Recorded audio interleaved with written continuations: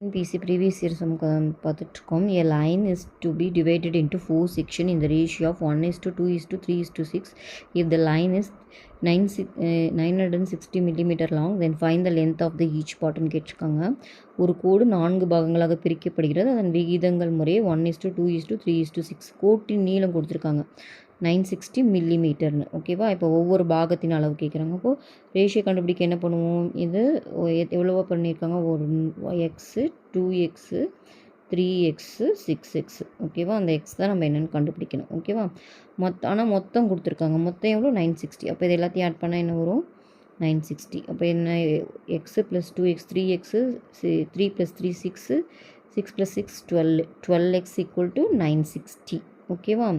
எனக்கு எக்ஸ் தான் வேணும். அப்போ 960 / 12 12 டேபிளில் கேன்சல் பண்ணிங்கன்னா இது 8 டைம். அப்போ நான் கண்டுபிடிச்சிட்டேன் எக்ஸ் = 80.